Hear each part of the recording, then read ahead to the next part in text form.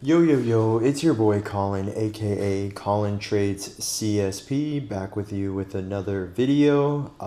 Last week we had a pretty, I would say, interesting outcome what we have to the stock market. So basically, starting with Wednesday's Fed decision, of course, like we spoke last week, the overall idea or the overall market already knew, but we were going to get a Fed pause. So that was kind of a guaranteed lock. But we did get OPEX week on, this was an OPEX week, I could say. So on Friday, as contracts were expiring, getting rolled over, we were getting a interesting sell-off to the downside as contracts were now going, when it comes to puts going in the money, but also calls going out of the money. So a lot of forced selling and a lot of overall bad news when it came to the Pentagon allowing boots on the ground going into the weekend, which then right before the close or right after the close, about an hour after Trump tweeting about a potential ending to the war, but then over the weekend we had the continuation to the downside with a news that he wanted the Strait of Hormuz to be closed or open within the next 48 hours. If not, we were going to obliterate the country, essentially.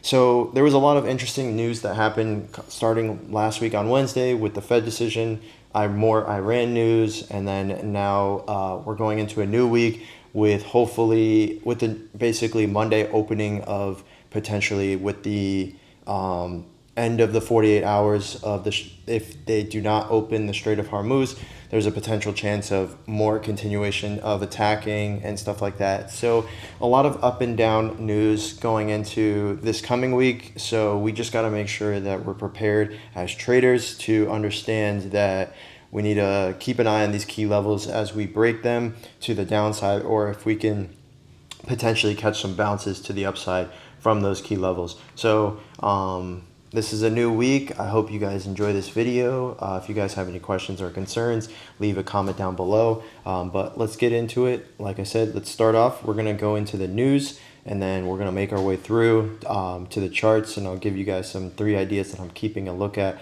going into this new week starting on Monday. All right. So looking at the economic calendar, as we can see, this week doesn't really look to be as interesting like as last week when we had Fed decisions and OPEX week.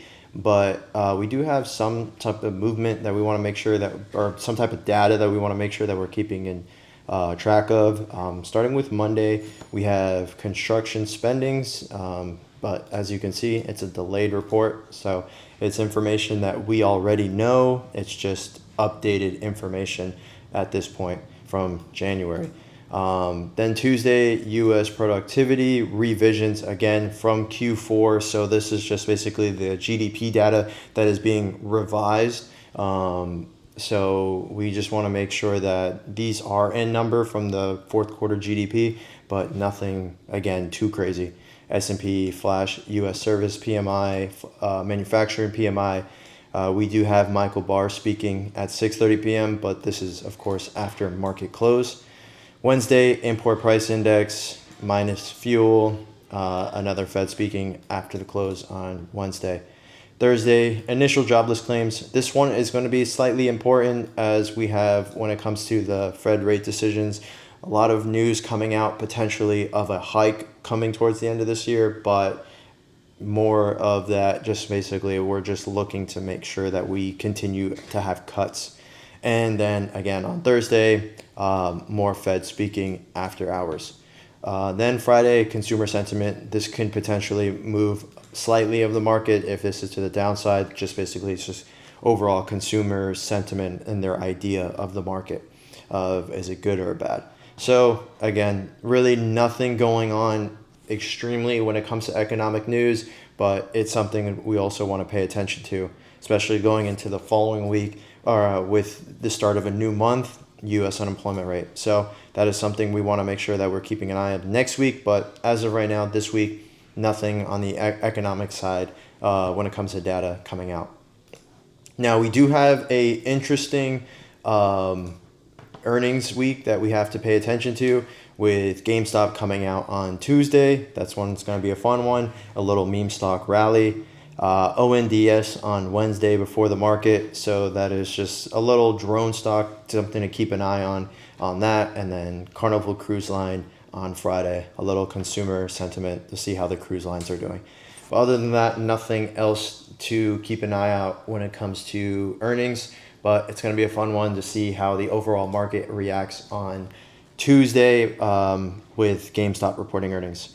So as of right now, like I said, when it comes to the Fed decision, there was a little bit of rumors coming out stating that there's a potential chance of, with oil prices rising, causing inflation to rise, which then gives a possible chance for the Fed to increase interest rates, which then causing the stock market to be, let's say, not pricing that in, causing for it to come down. So as of right now, as you can see, current forecast, it looks to be a pause all the way up until September, which then we'll get a rate cut and then finish the year with one potential rate cut. Now, if gas prices and this war does continue longer and longer, which then the Fed have to make a decision to keep control of the inflation that's going to be caused due to oil prices rising, they're going to need to contain that, and the only way to do that is by raising interest rates.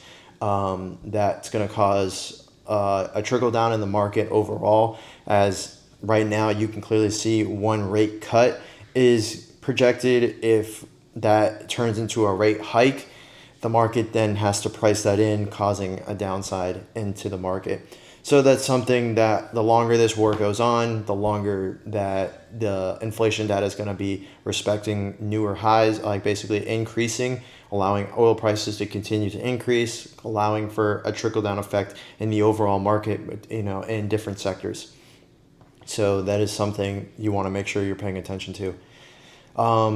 One thing, like I said, starting in the past couple of weeks, I've been looking at the weekend market. Now, I do take this with a grain of salt, as there's no volume essentially being inflowed and outflowed through this, but it is just a projected idea of what possibly the market is doing over the weekend, with all the news that happened with the after hours on Friday of a potential end to the war, to then Saturday night saying, they had 40 hours to open the Strait of Hormuz. If not, then we're going to obliterate the country.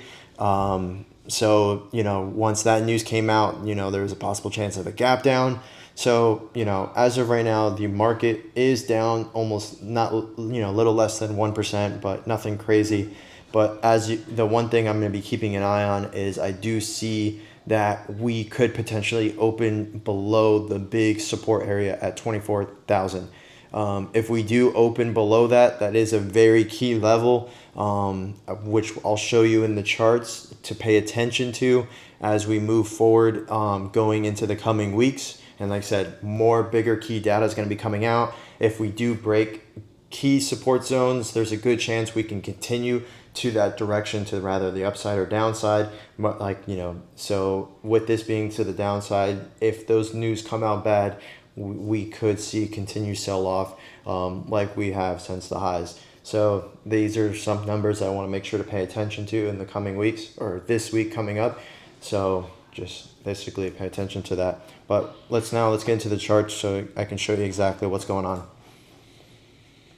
So as of right now, we're going to start with ES. So ES closed right at that 65.5 area, a very key high demand zone, or basically support zone that we've tested multiple times and bounced off of.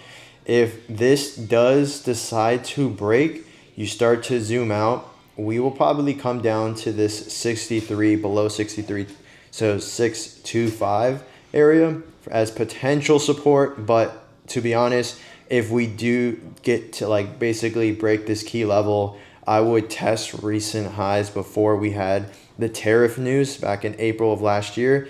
I would basically come down to that 6,200 area as potential support. This would be a extreme, pretty big sell-off to where we're currently. So that is something to keep in mind.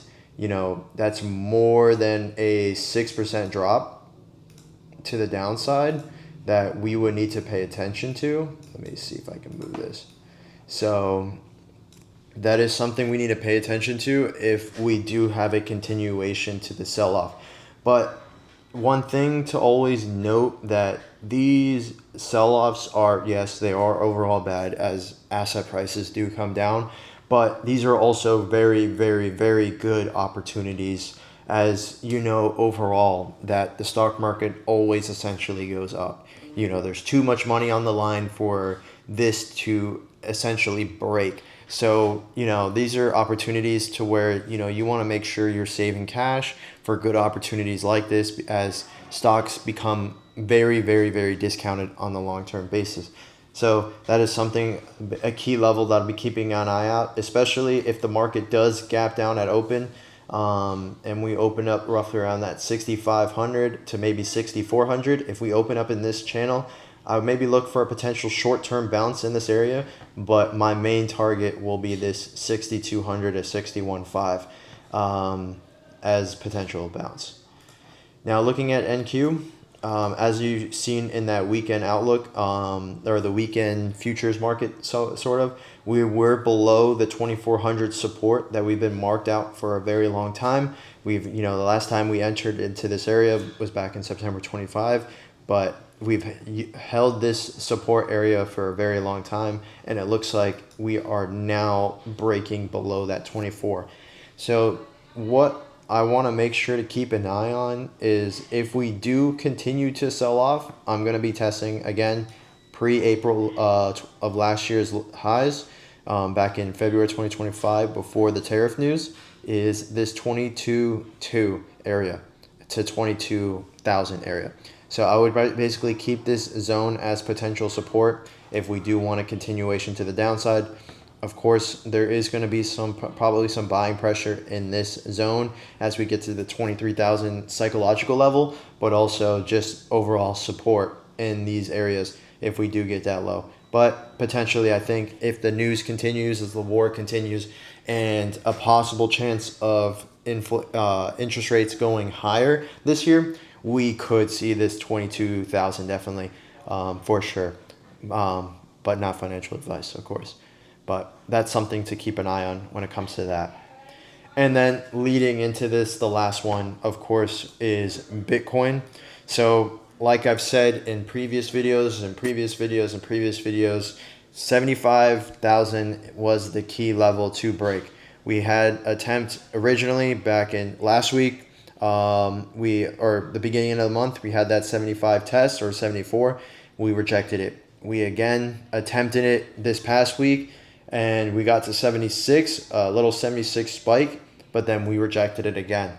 So now, do I think we can test it again? There's a good chance, but until we get a clean break over 75,000, we cannot be bullish on this market as this continues to reject to the downside.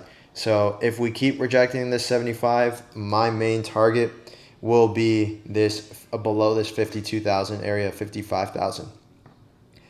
So that is something I'm going to keep an eye on as we continue to reject for the downside move below 60 to then, which then I'll be targeting 50,000 for a potential bounce, back into 75.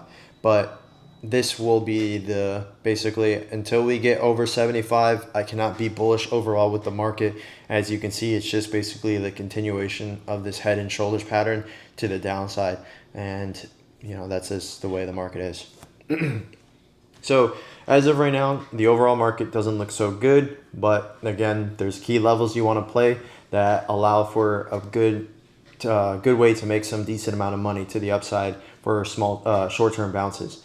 But if not, there is some rejection zones that you want to be playing as well for a continuation short. Now, at the end of the video, I always like to give 3 potential stock ideas that I'll be looking at when it comes to this coming week. And the first one I want to look at is going to be Apple. So Apple had a pretty decent sized run. You do have a little head and shoulders forming, but what I was really mainly paying attention to was this daily trend daily uptrend break to the downside, testing this 250 area as potential support. So in the last video, I like this play. Now let's see if the buyers want to step up in this 250 area for a potential long idea back into this. Now, also, you got to understand that in the current market conditions, it is pretty bearish, but Apple is one of the stocks, that always holds up in serious recessions and stuff like that. So, and they're not really affected by the Strait of Hormuz being closed. They're not being affected by chips being held and stuff like that. So overall, this stock could hold this 250 psychological level for a potential long and back into this 280 if the market decides to reverse. And I think that Apple will probably be one of the first companies long term, as they're big into 401ks, they're investing into this. A lot of stocks are investing into Apple. So if this decides to reverse, this would be a pretty nice key level to take longs back into this 280 area. Of course, that'd take a long time to get to, but not too bad of a trade from 250 to 280 for the rest of this year. The next one I'm looking at is Tesla. So as you guys can see, Tesla has been selling off since this original rejection at this 415, and now it's just been absolutely been dying. So basically I had this chart charted up for that 405 potential as support, as it tested it once, tested the zone twice, 3 times, played around in here, 4, 5, 6 times, rejected it. Then it came under this 405 and rejected to the downside. Now we're falling basically off a cliff, and I want to basically test this possible longs if we do decide to gap down into this 350 psychological level. As you can see, if you start to zoom out, we tested it once, twice, 3 times, 4, 5 times here, 6, 7, 8, 9, 10, and now we haven't tested it since September of 2025. So I'd like to see how the stock reacts at this 350 psychological level for a potential long or a potential break retest to go even shorter. But after a fall like this, I think we can possibly get a small short-term bounce back into 360 from 350, a little $10 move. If we can get a nice play out of it for a potential bounce off of that level into maybe 360, and then maybe possibly a full gap fill at this 390. So not too bad of a trade from 350 to 390, $40 move.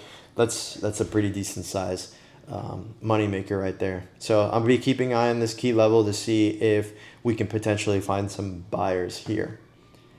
And then lastly is NVIDIA. So NVIDIA, as you can see, if you start to zoom out, have been channel trading since basically July 2025 and tested it basically multiple times. So it's been literally trading sideways. And as you can see, we're just respecting key levels. So this 172 to the highs of 185. So just basically been trading, breaks in here, comes back in multiple times. So what I want to see if we do decide to gap down is a potential liquidity sweep from this freaking 170-ish area, and then basically start to go long to test the top of the range. We'll see if we can get a break below, false break, retest, go long. If we do decide to reject at this 172, then of course we have an opportunity to then take a short to new lows. But as of right now, we'll play the market to see what it wants to give us and see how it wants to play out. But this looks to be a very key level when it comes to NVIDIA for shorts or longs. As like I said, it was tested multiple times. And now we want to make sure that if this wants to hold, test longs. If this wants to go lower, basically just make sure to keep an eye on the reject to test shorts. So those are going to be very key. That's going to be a key basically zone I'll be keeping an eye on when it comes to NVIDIA. But overall, that is it. There's really, when it comes to the market, there's really no decision on what is, if we're in the start of a bottom yet until this war is over.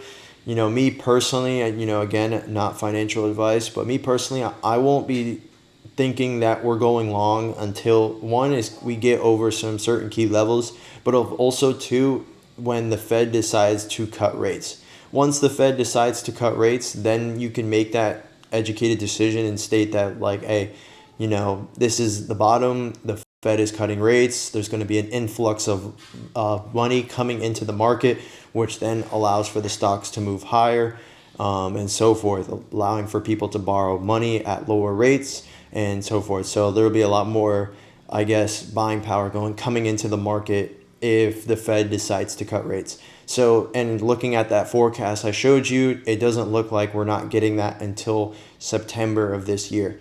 So as of right now, I'm in the neutral stance of this is not a bullish market, but this is also not a bearish market if Trump keeps tweeting that we get a possible ceasefire or end of war.